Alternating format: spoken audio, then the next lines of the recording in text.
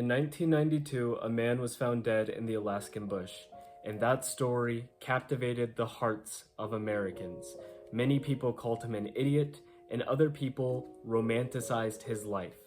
This book follows the latter, following his journey through his diary entries and the anecdotal accounts of people who met him. That man's name was Chris Mcandless, and this is Into the Wild. This is the book that we're going to be talking about today.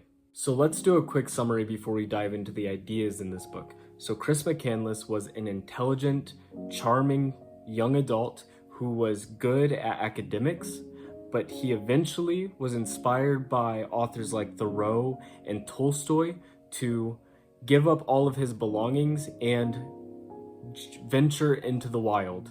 He burned his wallet, he sold his car, and he donated the $25,000 in his bank account to a charity to become a vagabond. Now, there's an idea in French called l'appel du vide, which translates to the call of the void, and in practical terms, it's usually defined as intrusive thoughts.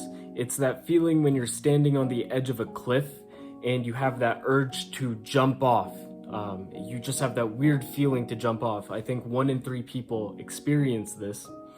And so I want to relate l'appel du vide, the call of the void, to the call of the wild, which is a very similar phenomenon. Many people experience this desire to venture out into the woods, and I really want to explore that.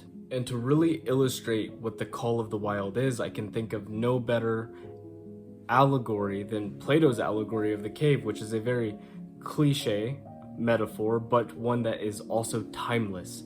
And so if you don't know what Plato's allegory of the cave is, a quick summary is 3 men see shadows cast on the wall, and that's all they know, and the real world is right behind them, and all they have to do is climb out of the cave in order to discover the real world. And that's a very simple explanation.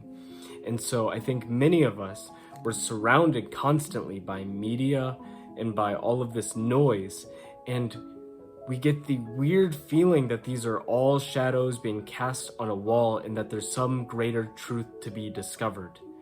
And that truth, we have the hunch that it's somewhere out in the wild. It can only be found when we strip away all of this light pollution. And so I think Chris Mcandless had a very similar, strong inclination towards this idea, and that's the reason that he ventured out. And I really admire his strong convictions. Many people called him an idiot for what he did, while others romanticized him.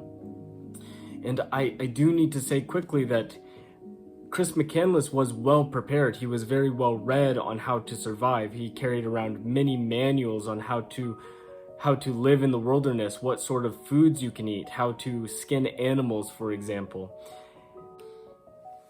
And I also think there's something to be said about being placed in a harsh environment where you need to thrive, where you have to survive. A lot of people would call you an idiot for that, but I really like this excerpt from the back of the book by the author, who was also a hiker, someone who consistently ventured out into the wilderness. He said, "I was stirred by the dark mystery of mortality. I couldn't help to resist stealing up to the edge of doom and peering over the brink. The hint of what was concealed in those shadows terrified me, but I caught sight of something in the glimpse, some forbidden elemental riddle that was no less compelling. And that was a very different thing than wanting to die, a very different thing than desiring death." And so I think what this excerpt is really, really saying is relating back to l'appel du vide, which is the call of the void. And the call of the void isn't the call to death. It's looking into the abyss and having such a inclination that there's something important to be found there.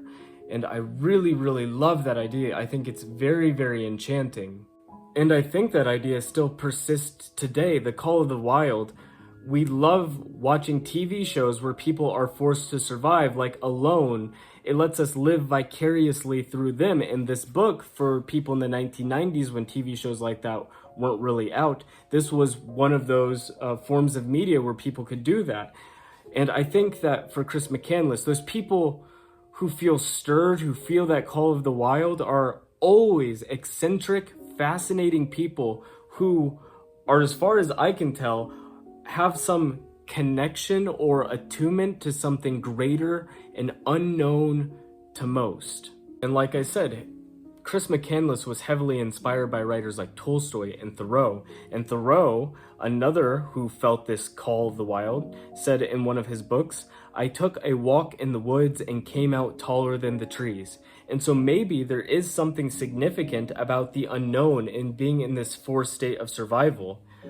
And so I really think that we should ponder on this, and I really do think that you guys should read this book.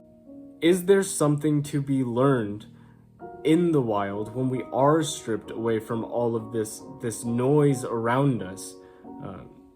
Many of the great Stoics say that going on a walk is a great way to clear your mind. Many great ideas have been discovered in the shower or on the toilet, but nowadays we have so much distraction in front of us all the time that it's really hard to have clarity. It's really hard to see the bottom of a pond when the water on top is stirred. And so I think this book has a lot of important lessons. There's a lot of great quotes in here by Chris Mcandless and some of the authors that Chris Mcandless was reading. And so I do highly recommend that you check out Into the Wild and you decide for yourself, is there something greater in the unknown? And so just go check out this book, Into the Wild by John Crocker. I hope I'm not butchering that. I think I'm butchering the last name, but go check out Into the Wild. Thank you guys so much for watching this till the end, and I will see you guys next time.